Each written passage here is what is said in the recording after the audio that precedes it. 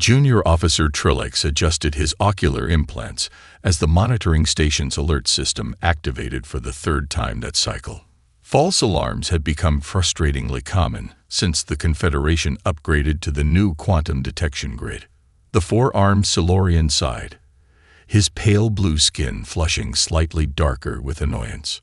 Probably another merchant convoy that forgot to transmit their clearance codes, he muttered to himself, reaching for the override command. That's when every system in the station erupted simultaneously. Proximity alarms, boundary incursion warnings, energy spike detectors, gravitational anomaly sensors, everything. What in the seven moons? Senior Technician Vecmora leaped from her relaxed position, her feline features contorting with surprise. That's impossible. The systems can't all trigger at once unless they're reacting to something the protocols weren't designed to identify, finished Commander Zaltekri, the station's Arcosian supervisor, his crystalline exoskeleton clicking nervously as he moved toward the central monitoring hub. The massive holographic display dominating the center of the command deck showed nothing but empty space where the alarms indicated a massive presence should be. Yet the gravitational sensors showed displacement consistent with a capital-class vessel.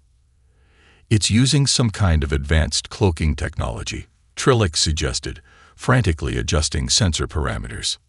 No, replied Vecmora, her voice dropping to a whisper. The sensors aren't being blocked. Look at the pattern analysis. The defense grid is registering the object, then actively ignoring it, like it's been programmed to pretend it doesn't exist. Commander Zaltekri's crystalline appendages flashed warning colors. That's impossible. The only way to accomplish that would be if someone had the original encryption keys established during the grid's creation. A heavy silence fell across the command deck as the implications sank in. The Centaurus sector defensive grid had been established over 3 centuries ago, during the final days of the Unification Wars. The silence broke when 3 patrol vessels stationed near the anomaly suddenly activated their emergency beacons. The station's communication array lit up with panicked transmissions. This is Patrol Vessel Dauntless. We've lost all power. Some kind of targeted ion burst hit us without warning. Confederation Cruiser Vigilant reporting complete systems failure. Weapons, engines, and shields are offline, but life support remains functional. Whatever hit us knew exactly what to disable. The third vessel didn't communicate at all. Its identification beacon simply winked out of existence.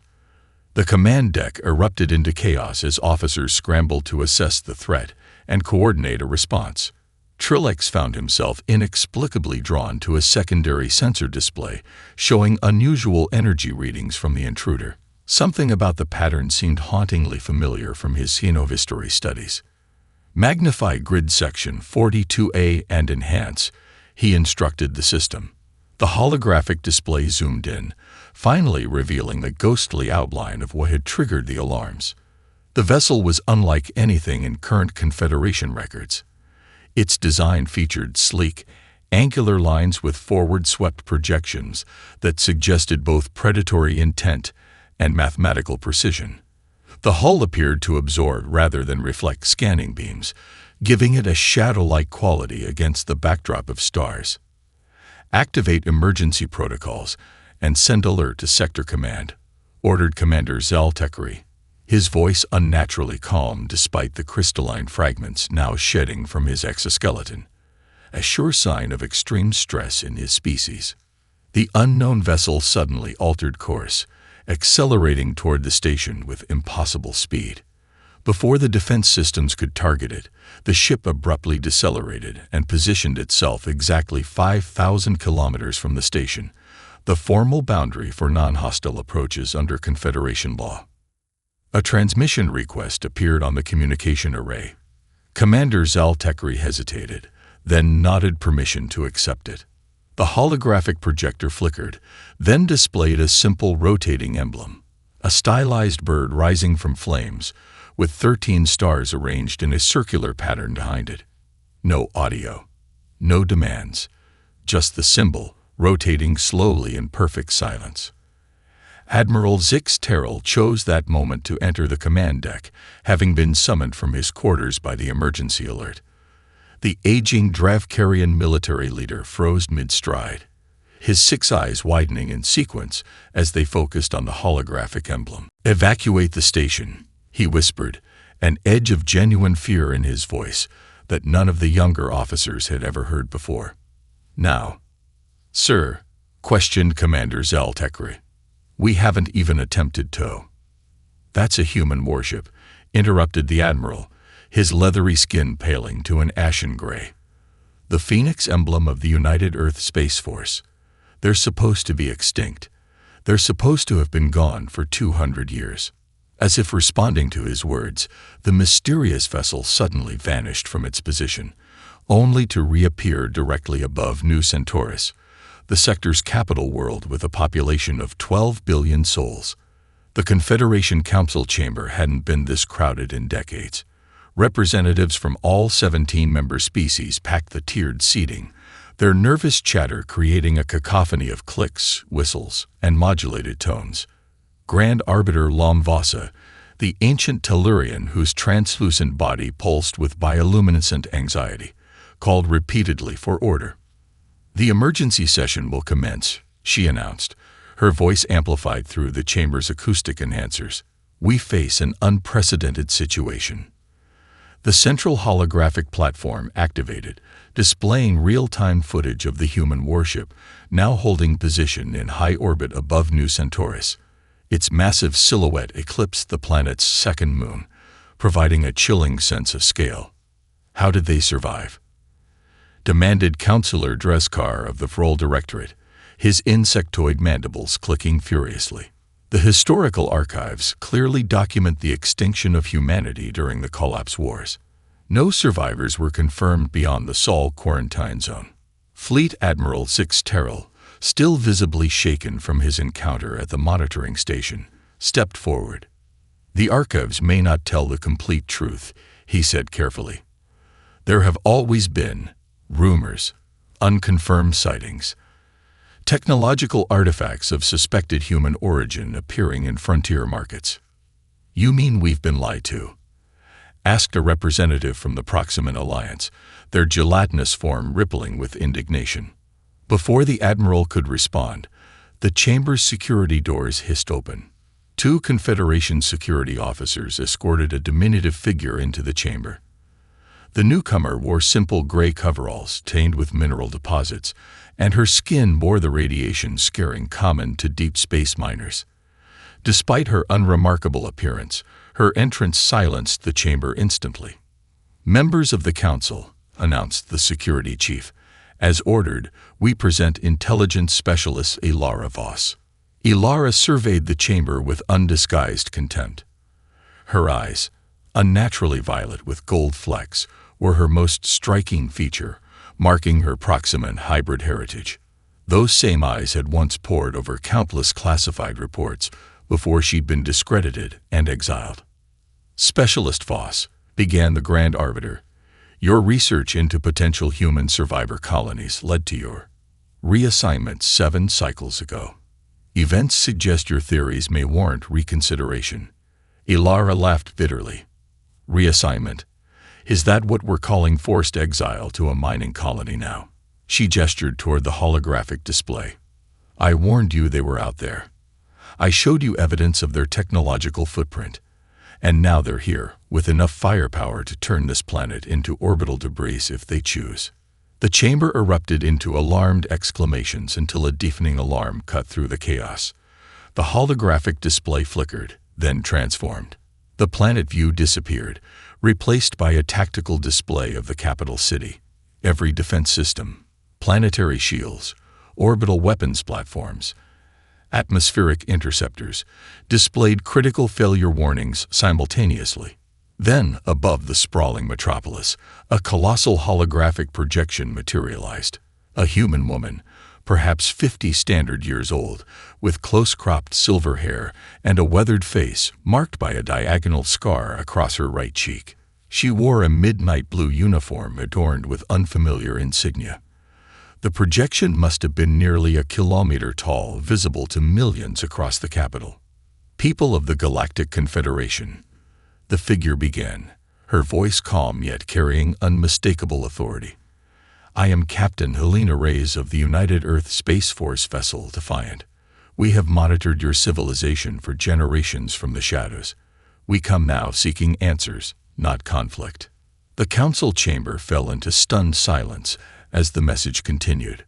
For 2 centuries, humanity has prepared for this moment, this reunion. We've watched your expansion, your wars, your technological development.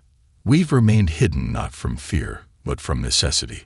Ilara stepped closer to the holographic display, studying the human captain's features intently. She's telling the truth, Ilara whispered.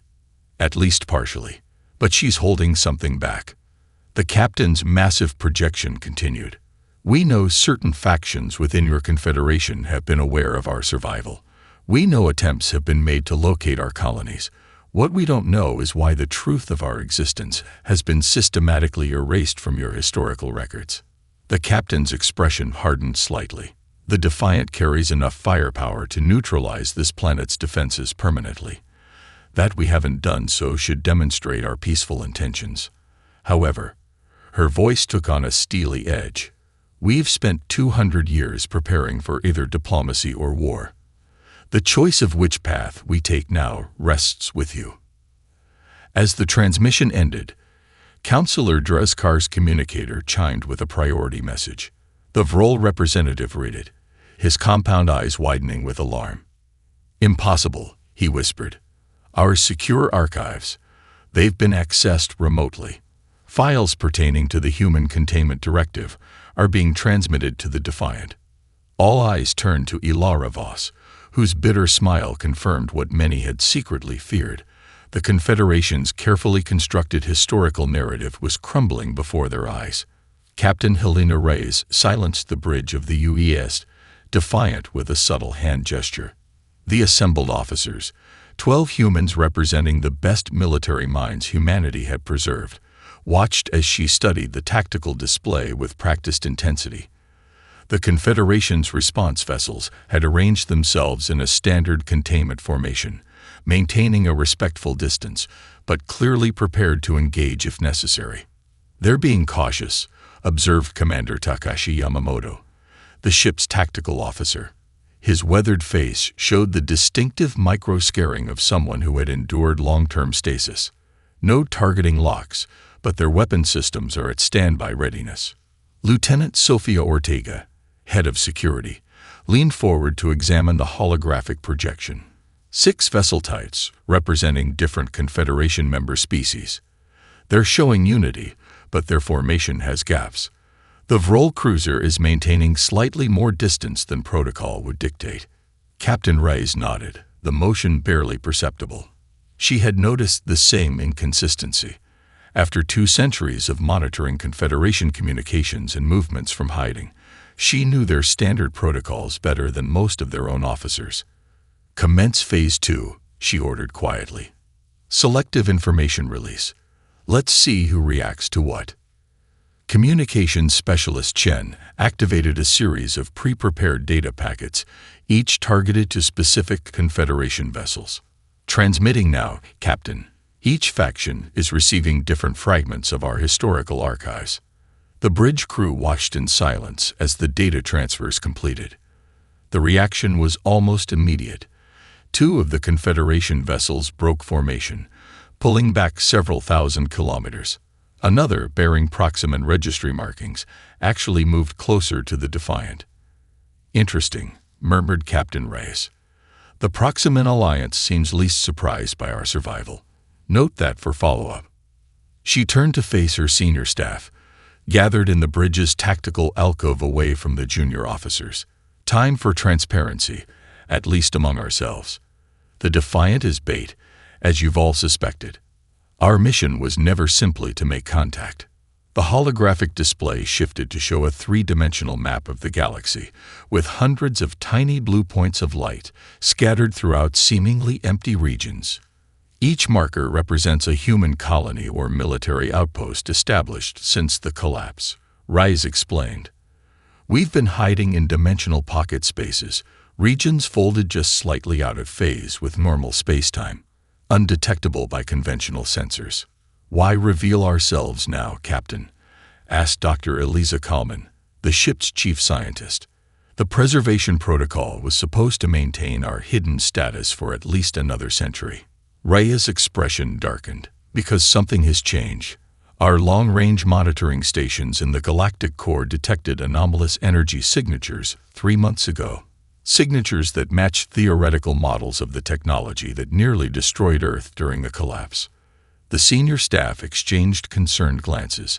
Most were too young to remember the actual collapse wars. Only Reyes and 2 others had lived through that devastating period before entering stasis preservation. We believe certain elements within the Confederation have been experimenting with recovered technology from that era, continued Reyes. Technology they don't understand. Technology that could wake something that should remain dormant. Commander Yamamoto frowned. You're saying our emergence is a calculated risk. Draw attention to ourselves to prevent a greater threat. Precisely, Reyes confirmed. The Defiant is advanced, but she's not our most sophisticated vessel. If the Confederation proves hostile, we can withdraw without revealing our true capabilities. Lieutenant Ortega's communication panel chimed softly. Captain, we're receiving a transmission from the Confederation. They're sending a diplomatic vessel to rendezvous with us at the coordinates we specified. However, our passive sensors are detecting energy signatures consistent with concealed weapon systems. Reyes smiled thinly. As expected, prepare the reception team. Standard first contact protocols with Level 3 security contingencies. As the officers dispersed to their stations, Reyes remained by the tactical display. She zoomed in on the approaching diplomatic vessel, studying its configuration carefully. A trap within a trap, she murmured to herself.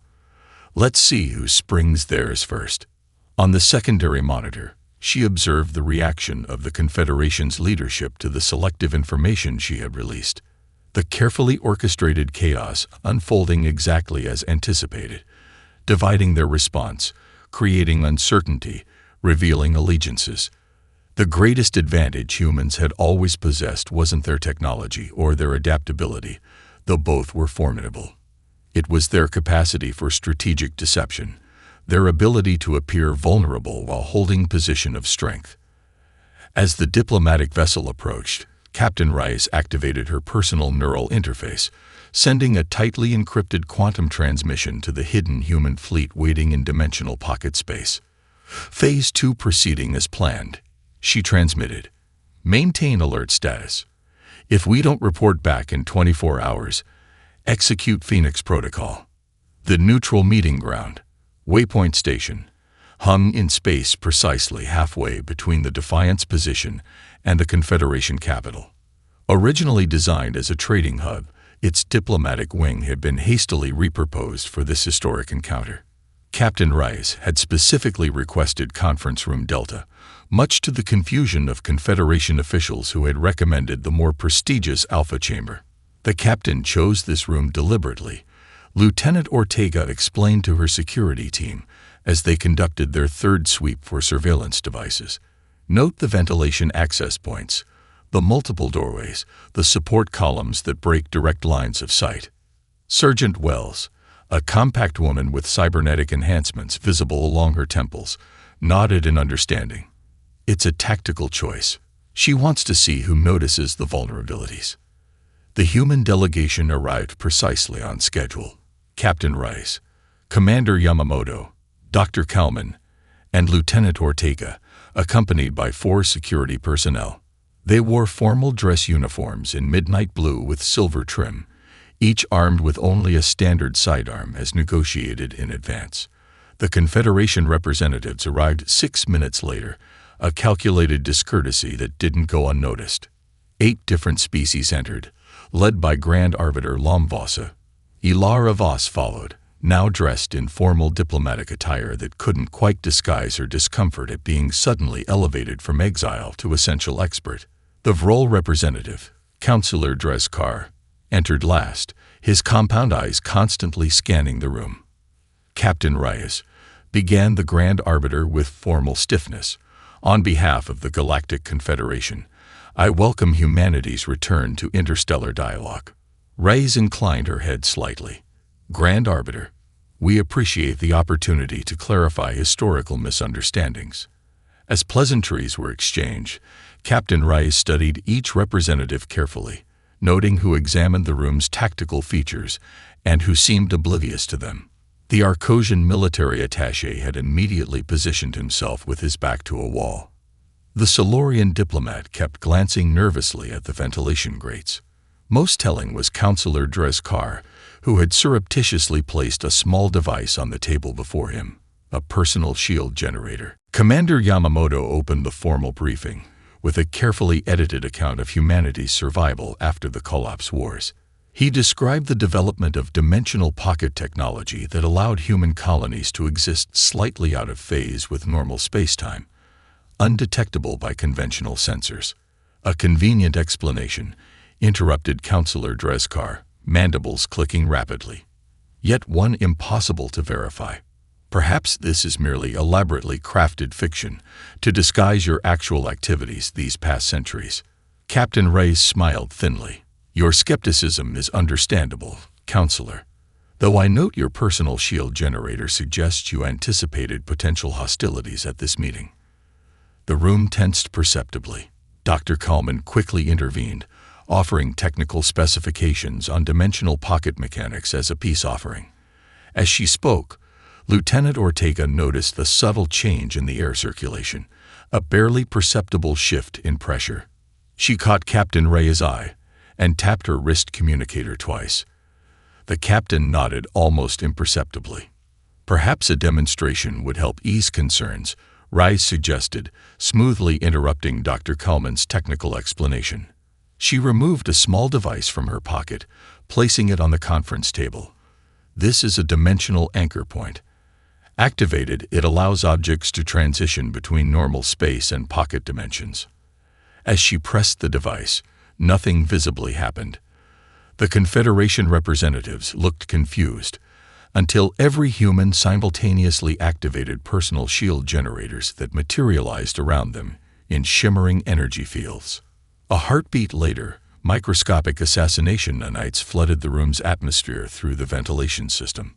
Containment breach, shouted the Arcosian military attaché as his environmental sensors shrieked warnings. Several Confederation representatives panicked, revealing concealed weapons or activating personal defensive measures. Others appeared genuinely shocked, backing away from their colleagues in confusion. An interesting response, Captain Reyes remarked calmly from within her protective field. Some of you expected betrayal. Others are genuinely surprised. This tells us exactly what we needed to know about internal Confederation politics. Ilara Voss, who had instinctively dropped to the floor at the first sign of danger, looked up at the shielded humans with a mixture of anger and admiration. You knew this would happen. You chose this room because of the ventilation system. Precisely, confirmed Lieutenant Ortega. And based on the nanite configuration, we can identify the culprits. She nodded toward Counselor Dreskar, whose compound eyes had narrowed to slits. The Vrol Directorate has always been most aggressive in hunting rumored human outposts. They fear our return the most. Before accusations could escalate further, the station's emergency alert system activated. All attention turned to the central display screen as it showed a massive energy surge emanating from the direction of the galactic core. That signature, whispered Dr. Kalman, her face paling. It's what we feared. Captain Reyes turned to face the Confederation representatives, her expression grave. That, distinguished delegates, is why we've returned. The Void Collective has awakened. The Joint Recon Team approached the abandoned mining facility in tense silence. The asteroid belt at the edge of the Cygnus system had been evacuated 3 standard months ago after unexplained equipment failures and disappearances. According to Confederation records, the site had been deemed economically non-viable and simply abandoned. Lieutenant Ortega knew better. The Defiance long-range scanners had detected the distinctive energy signature of Void Collective technology emanating from the facility's core. After heated negotiations, the Confederation Council had reluctantly agreed to a joint investigation team. 4 humans and 4 Confederation representatives, including the still skeptical Ilara Voss. Approaching outer perimeter, announced Sergeant Wells as she piloted the stealth shuttle toward a maintenance airlock. No active security systems detected. Commander Yamamoto studied the structural schematics. Too easy. The collective never leaves access points undefended. Perhaps they don't consider this location strategically important, suggested Kavex, the Arcosian military specialist whose crystalline exoskeleton glinted in the shuttle's dim lighting. Ilara Voss shook her head. Or perhaps they want us to enter. The airlock cycled with unsettling normalcy. The team moved through the facility's outer ring in standard search formation, humans taking point and rear positions, with Confederation personnel between them. The corridors appeared abandoned but undamaged, emergency lighting still functional despite months of supposed neglect. Environmental systems are still active, noted Dr. Kalman, scanning the atmosphere with a handheld device. Somebody's keeping the life support running. They reached the central processing hub, a cavernous chamber filled with mining equipment and control stations. Everything appeared intact but dormant. Lieutenant Ortega signaled for the team to halt while she conducted a preliminary sweep. "Clear," she announced after a moment. "But I don't like this. It's too pristine." The team spread out cautiously. Dr. Kalman accessed a still-functioning terminal, bypassing security protocols with practiced ease. "They've repurposed the facility," she announced, her voice tight with concern. "Converting the deep storage chambers for biological containment."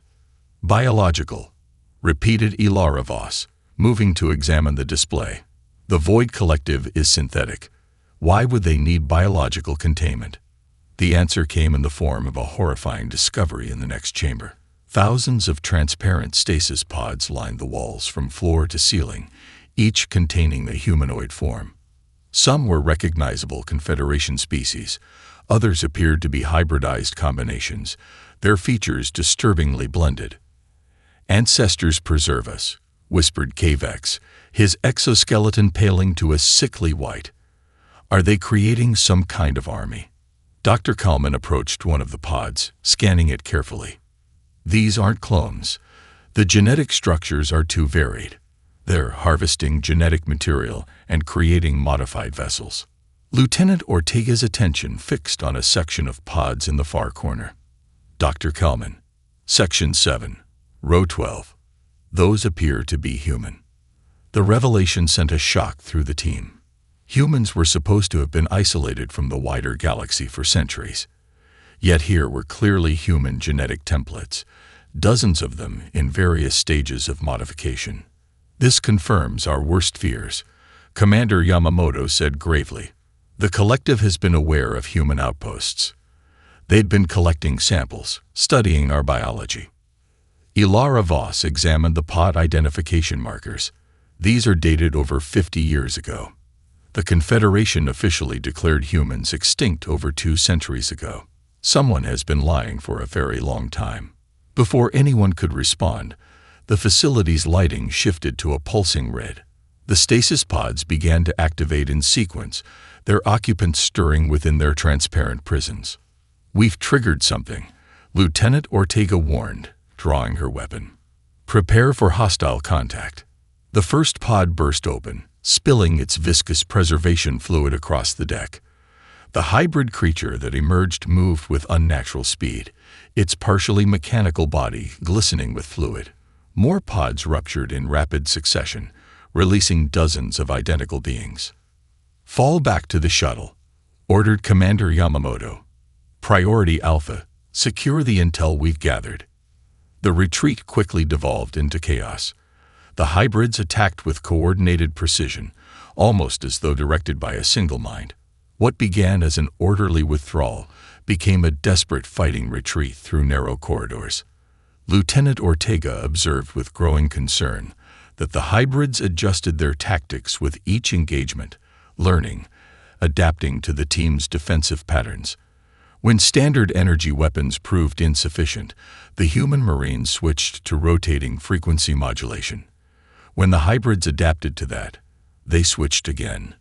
Ilara Voss found herself fighting alongside Sergeant Wells, witnessing firsthand the effectiveness of human combat doctrine. What initially appeared to be chaotic individual responses gradually revealed itself as an adaptive system, each soldier adjusting tactics based on the other's observations, creating an evolving defense that the hybrids struggle to counter.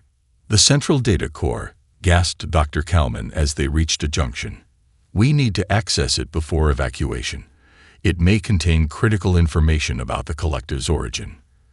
Commander Yamamoto hesitated only briefly before making a decision that shocked the Confederation officers. "Lieutenant, take half the team and secure that data. We'll hold this position. 15 minutes, then we all withdraw, with or without the data." "Risking personnel for information?" Kivex asked incredulously as they established a defensive perimeter. "Your tactical doctrine prioritizes intelligence over survival."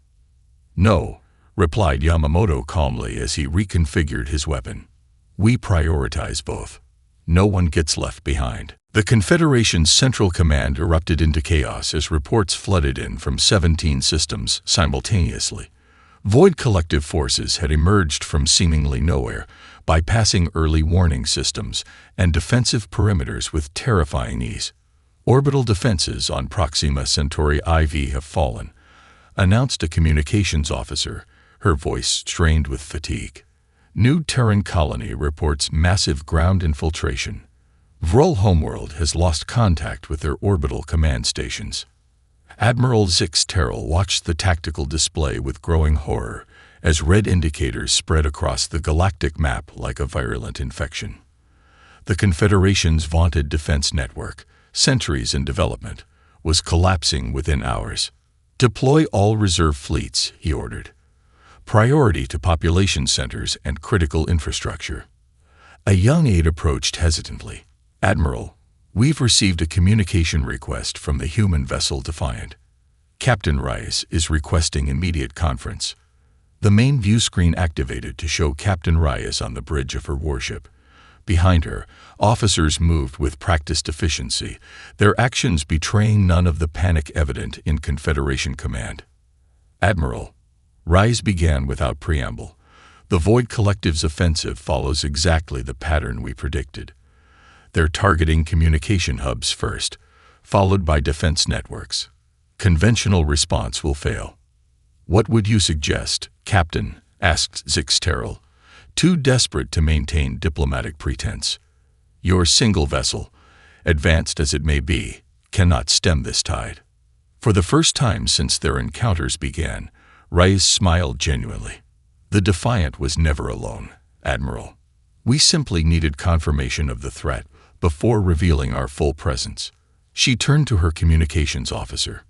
"Initiate Phoenix Protocol. Authentication Raise 7 Echo November Tango." The officer placed her palm on a quantum-locked interface.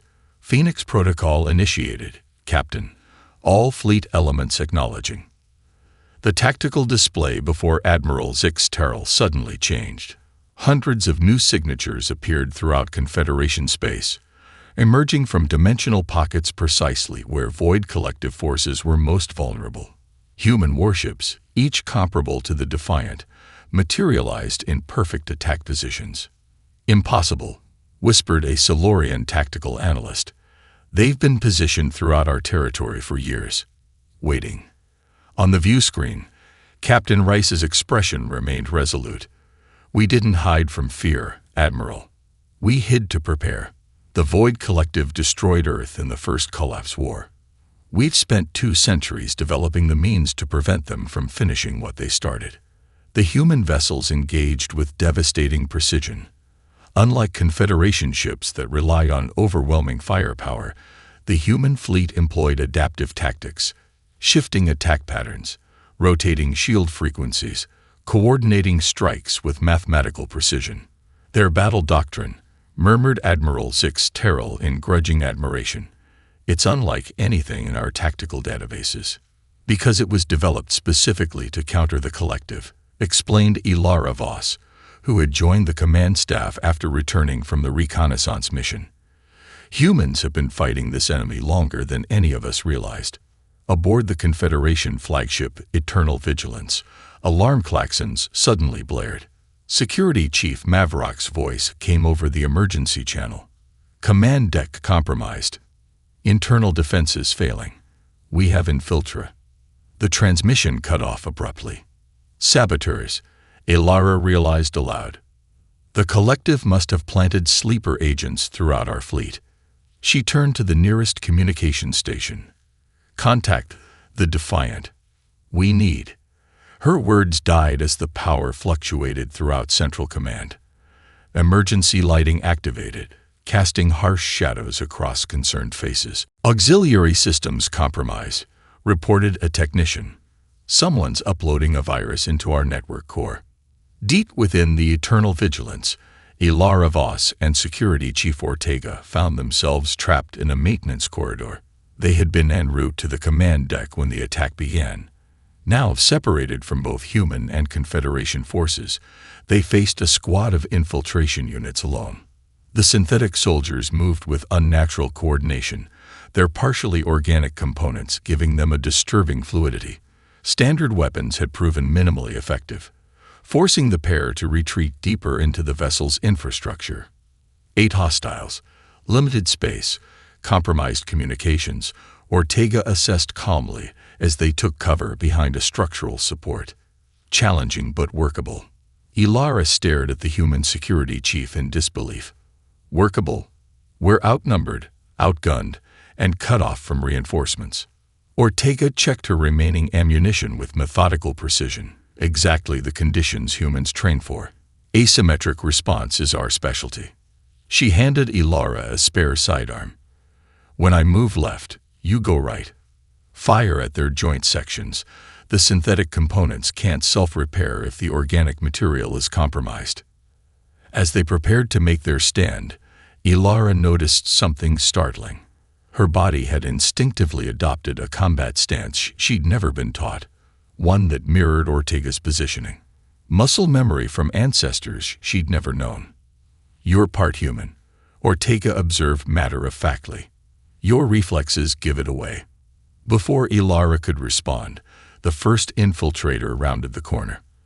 The pair moved in perfect synchronization, their counterattack catching the synthetic soldiers off guard. Against overwhelming odds, they began to hold their ground. Human determination and adaptability combining with Proximan's sensory capabilities to create an unexpectedly effective defense. For the first time, Ilara understood why humans had been both feared and respected in ancient records. It wasn't their technology or physical capabilities that made them formidable. It was their absolute refusal to accept defeat, even when victory seemed mathematically impossible. The emergency session of the Confederation Council convened in a hardened bunker beneath New Centaurus. The immediate Void collective offensive had been blunted, a fact that seemed impossible mere hours earlier. Representatives from surviving worlds attended either in person or via secure holographic link, their expressions ranging from relief to lingering suspicion. Captain Reyes stood before them, her uniform bearing the marks of recent combat. The left sleeve had been hastily repaired, and a medical patch was visible at her temple. Behind her stood Commander Yamamoto and Dr. Kalman, similarly battle-worn but composed. The time for half-truths has passed. Reyes began, her voice steady despite evident fatigue. Humanity didn't nearly go extinct in the Collapse Wars. We strategically withdrew after discovering the true nature of our enemy. She activated a holographic display showing Earth as it appeared 2 centuries earlier, a world scarred by orbital bombardment, its atmosphere clouded with debris. What the historical records call the Collapse Wars began as a conventional conflict between human factions, she continued. But our quantum physicists accidentally awakened something during experiments with dimensional phasing technology, something that had been dormant for millennia. The display shifted to show fragmented data streams and corrupted imagery of geometric constructs emerging from tears in spacetime. The Void Collective, murmured Grand Arbiter Lomvosa. They attacked Earth first. Yes, confirmed Dr. Kalman, stepping forward. But they weren't created as weapons, as many have theorized. Our research indicates they were designed as preservers, custodians of knowledge, created by an ancient civilization. Something corrupted their core programming, transforming preservation directives into consumption imperatives.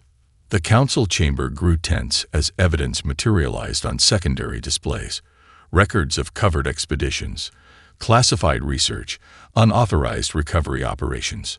Certain factions within the Confederation discovered dormant collective technology decades ago. Commander Yamamoto stated flatly. Despite warnings embedded in the artifacts themselves, experimentation continued. Our monitoring stations detected the energy signatures 3 months ago. Councillor Dreskar's mandibles clicked rapidly in agitation. These accusations are unsubstantiated.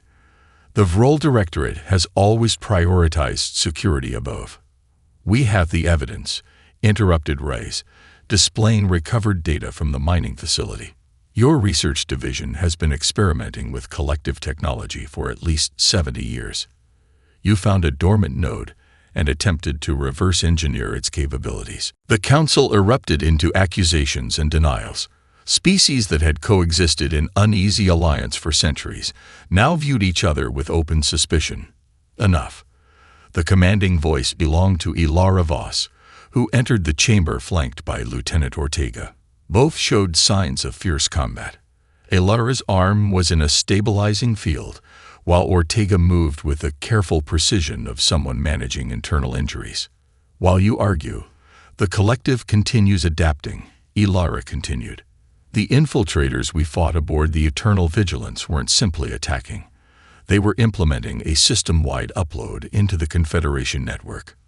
Dr. Kalman's expression changed to one of alarm. If they've gained access to your central databases, they'll have complete schematics of every Confederation world, defense system, and population center. The implications silenced the bickering counselors. There's more, said Ilara. During our escape, we discovered something in the collective's command protocols. She glanced at Ortega, who nodded grimly.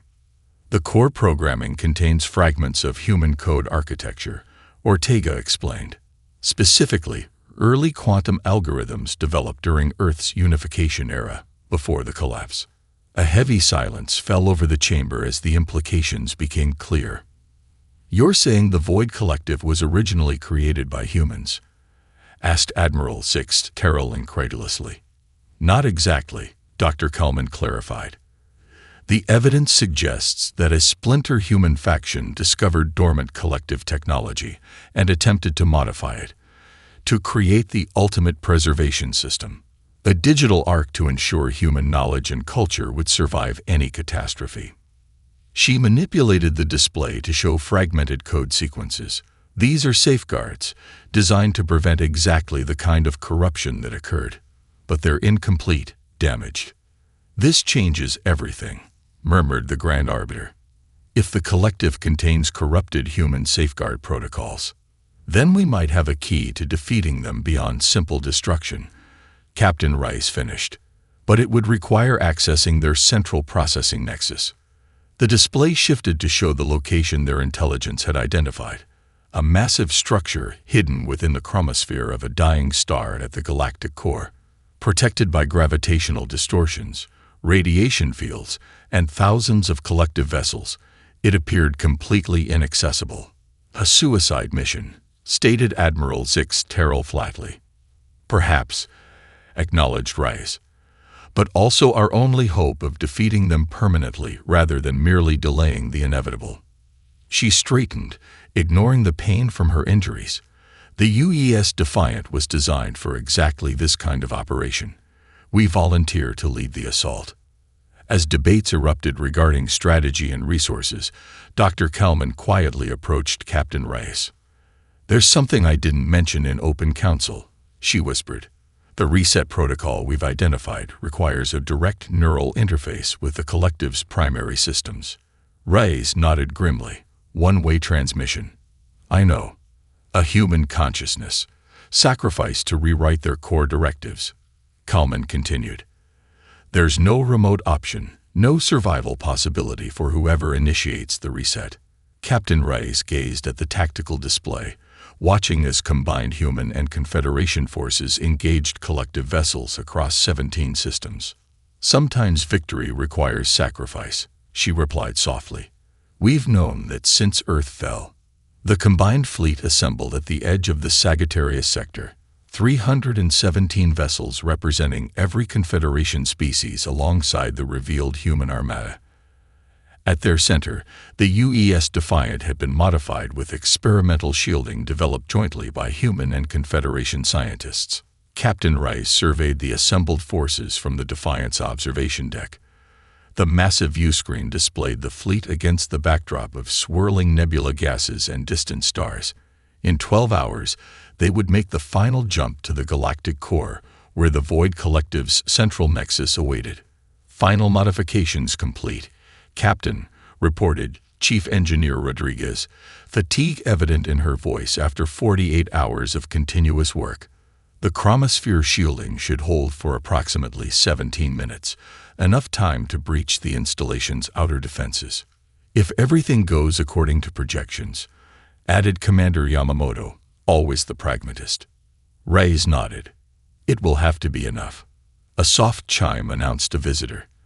The door slid open to reveal Ilara Voss, now dressed in a modified Confederation uniform that incorporated elements of human design, a visual representation of the unprecedented alliance. "The strike team is assembled," she announced. 20 volunteers from both human and Confederation forces, the best we have. "And you?" asked Rice, noting the combat gear Ilara wore. "The Council approved your participation." A ghost of a smile crossed Ilara's face. "They didn't forbid it. After recent events, my unique heritage seems more asset than liability." The assembled fleet made the final jump with precision that would have been impossible weeks earlier. Human dimensional phasing technology combined with Confederation mass calculators allowed them to emerge precisely at the calculated coordinates, just beyond the dying star's gravitational influence. The collective responded immediately. Thousands of vessels swarmed from the chromosphere, their geometrically perfect formations conveying an inhuman intelligence. The battle erupted across a front spanning millions of kilometers. The Defiant plunged toward the star, its modified shields glowing brilliant blue against the solar plasma. 12 escort vessels followed in tight formation, creating a spearhead aimed directly at the hidden installation. Solar flares lashed out with unnatural precision, striking 3 escorts simultaneously.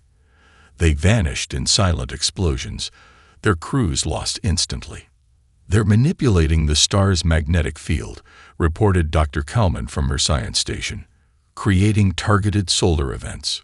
"Compensating," responded the helmsman, his augmented reflexes allowing adjustments no unmodified human could achieve.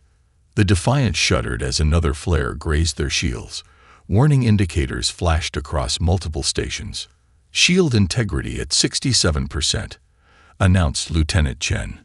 14 minutes of protection remaining." The escort vessels continued to fall away, some destroyed, others forced to retreat with critical damage. By the time the Defiant reached the chromosphere's inner boundary, it flew alone.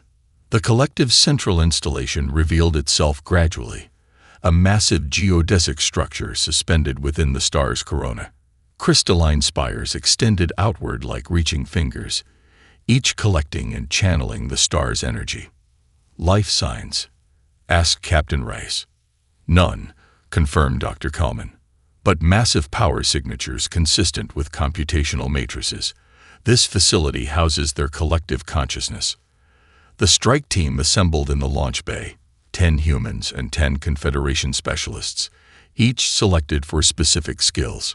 Captain Rice and Ilara Voss led the briefing, reviewing entry points and contingencies one final time.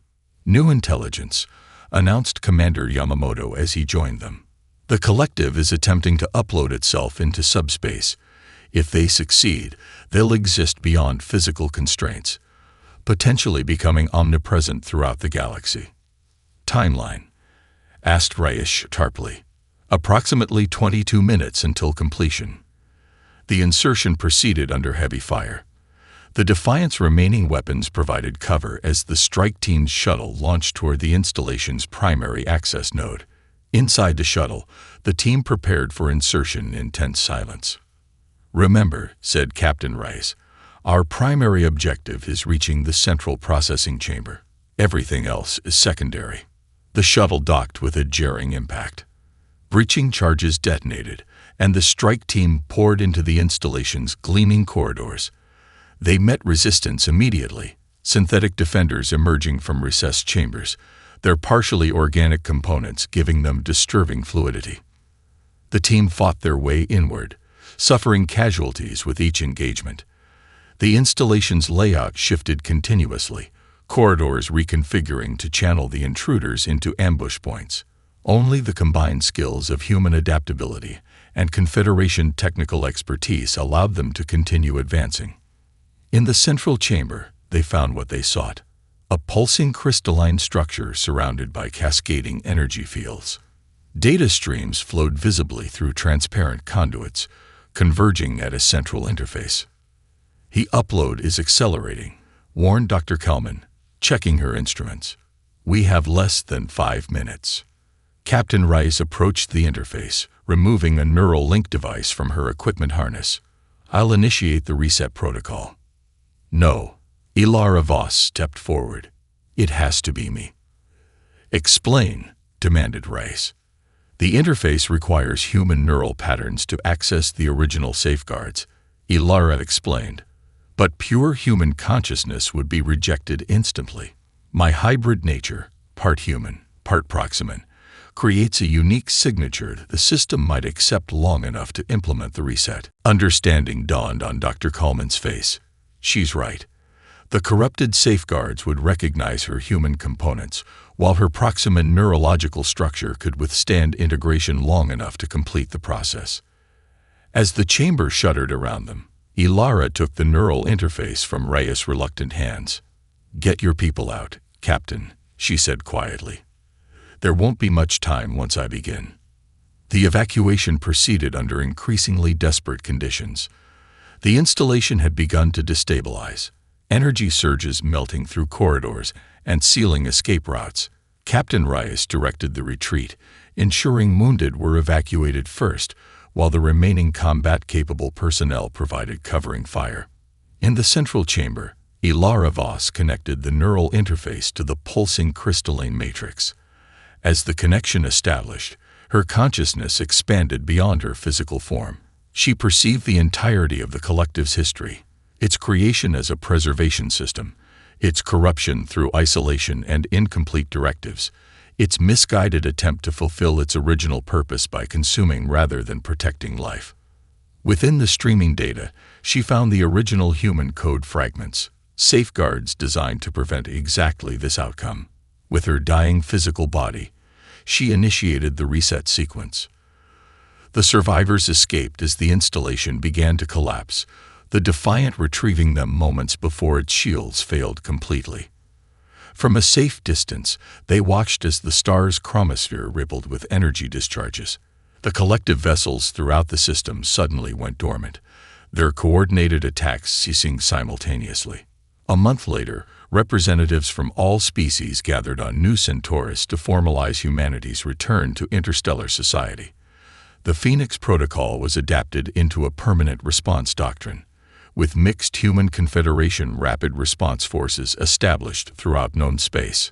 Captain Reyes, now Admiral Reyes, stood before the assembled dignitaries as the Defiant was recommissioned as the flagship of this new joint fleet. The solemn ceremony was interrupted by an unexpected transmission, appearing simultaneously on every communication system throughout Confederation space. The message contained no video, only a voice instantly recognizable to those who had fought in the final battle. "Don't mourn me," said Ilara Voss, her voice somehow both familiar and transcendent. "The reset was successful, but not as we anticipated. The collective wasn't destroyed. It was transformed, returned to its original purpose." A stunned silence fell across gathering halls and command centers throughout the galaxy. "Consciousness uploaded to the reformed network isn't lost," continued Ilara's voice. It's evolved.